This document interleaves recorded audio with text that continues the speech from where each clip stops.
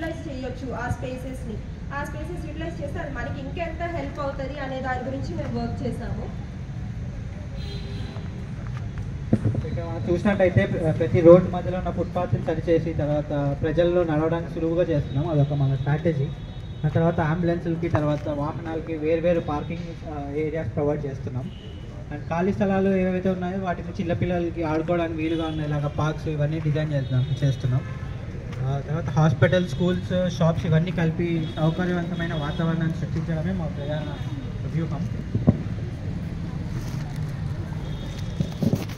మా డిజైన్లో ఇవన్నీ పెడదాం అనుకుంటున్నాం. సో యాక్సెస్, తర్వాత కూర్చోడానికి వీలుగా ఉండేలాగా స్ట్రీట్ ఫర్నిచర్స్, దాని తర్వాత స్ట్రీట్ వెండర్స్కి సౌకర్యాలు, తర్వాత మంచిగా చూడటానికి ల్యాండ్స్కేప్ చేయడం, బస్ స్టాప్స్, పార్కింగ్స్ ఇవన్నీ ప్రొవైడ్ చేసి తర్వాత జనాలకు ఉపయోగపడేలాగా పార్క్స్ ప్రొవైడ్ చేయడం. సో మీరు ఏరియా చూసినట్లయితే మనకి ఏరియాలో ఎక్కువ హాస్పిటల్ ఏరియాస్ అను కోచింగ్ సెంటర్స్, ఎడ్యుకేషనల్ ఇన్స్టిట్యూషన్స్ ఇవన్నీ చాలా ఎక్కువ ఉన్నాయి. సో ఇవన్నీ మెయిన్ ఫ్యాక్టర్స్ అనమాట ఆ పర్టికులర్ ఏరియాలో.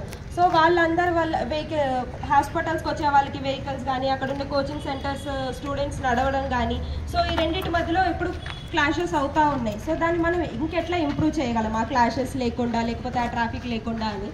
సో మేము అనుకున్న ప్రపోజల్ ఏంటి అంటే, సో ఇట్లా ఒక పాత్వే ఇచ్చామనుకోండి, ఒక మల్టీ యూటిలిటీ లేన్తో పాటు. సో ఆ ఏరియాలో వాళ్ళు ఉండి వెండింగ్ చేసుకోవచ్చు, ప్లస్ దాంతోపాటు అదే ఏరియాలో నడవడానికి కూడా స్పేస్ వస్తుంది. సో దాంట్లాగా స్పేస్ క్లియర్ చేస్తే మనకి ఇంకా స్పేస్ మిగులుతూ ఉంటుంది, విచ్ ఈజ్ 6 meters. సో దానివల్ల 2 vehicles ఒకటేసారి వెళ్ళగలవు. సో దీనివల్ల ఏమవుతుంది అంటే, మనం ఇప్పుడు ఈ రూట్ని 1 way చేసుకున్నప్పుడు మనకి ఇక్కడ ఏం ఎక్కువ ఇంపాక్ట్ అయితే ఉంటుందో ఆ ఇంపాక్ట్ అనేది కొంచెం రెడ్యూస్ అయ్యి పక్క వాటికి కలిపి న్యూట్రల్ అవుతుంది అనమాట. సో దానివల్ల ఒక్క నక్కల్ రోడ్ మీద ఎక్కువ స్ట్రెస్ లేకుండా దాన్ని మనం షేర్ చేస్తున్నాం అన్నమాట.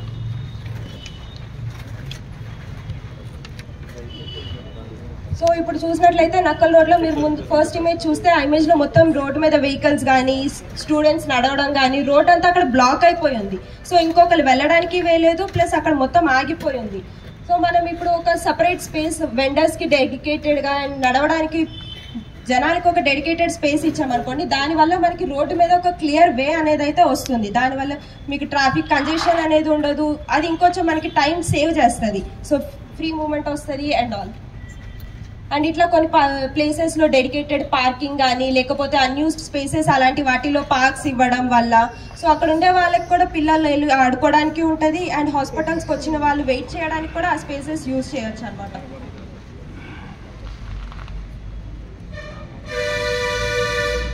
ఇది మేము అనుకుంటున్న బడ్జెట్. సో మొత్తం స్ట్రీట్ స్టేట్కి తర్వాత పార్క్స్కి మొత్తం కలిపి ప్రాజెక్ట్కి 4.4 crores అవ్వచ్చు.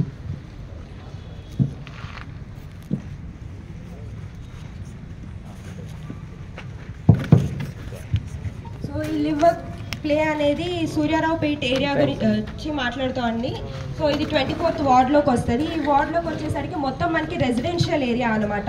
సో ఆ రెసిడెన్షియల్ ఏరియాలో మొత్తం బిల్డింగ్స్ అన్ని ఫుల్ ప్యాక్డ్ ఉన్నాయి. దానివల్ల పిల్లలు ఆడుకోవడానికి కొన్ని కూడా ఓపెన్ స్పేసెస్ లేవు.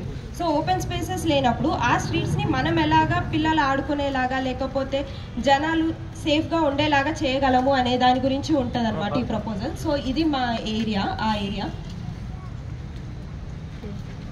సో మీరు చూసినట్లయితే ఫస్ట్ థింగ్ శాతవాహన కాలేజ్ కూడా అదే ఏరియాలో ఉంది.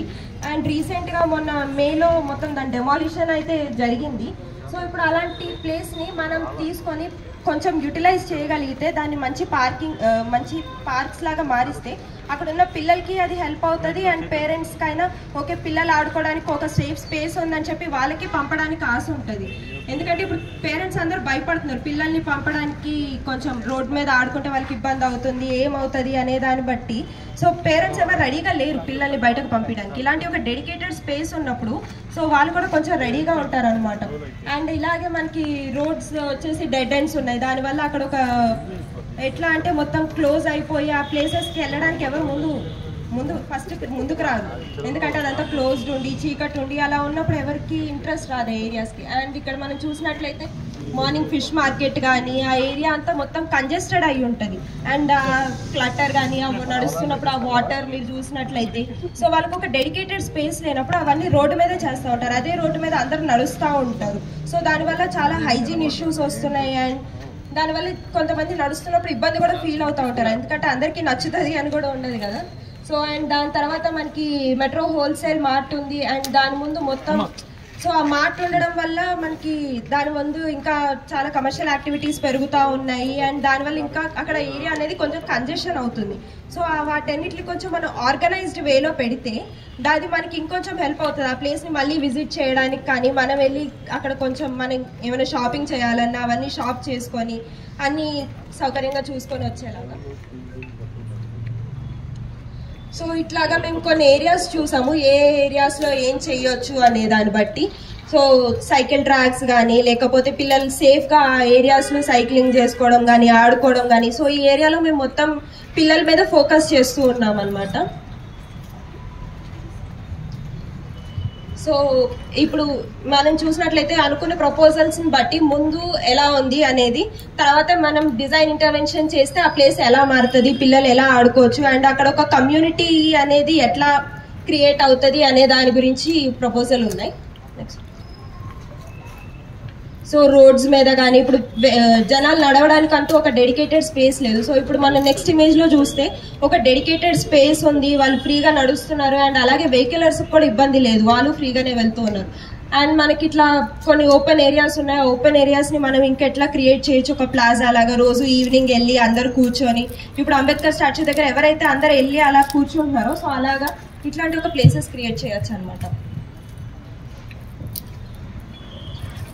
సో అలాగే స్ట్రీట్ వెండర్స్ ఇప్పుడు రోడ్ మీద ఇట్లా పక్కనే బళ్ళు పెట్టుకొని ఉంటున్నారు, వాళ్ళకంటూ ఇట్లా ఒక మంచిగా ఒక హైజీన్ డెడికేటెడ్ స్పేస్ ఇస్తే మనమైనా వెళ్ళి కొనుక్కోవడానికి మనకి కొంచెం ఫ్రీగా ఉంటుంది, ఇబ్బంది ఉండకుండా ఉంటుంది.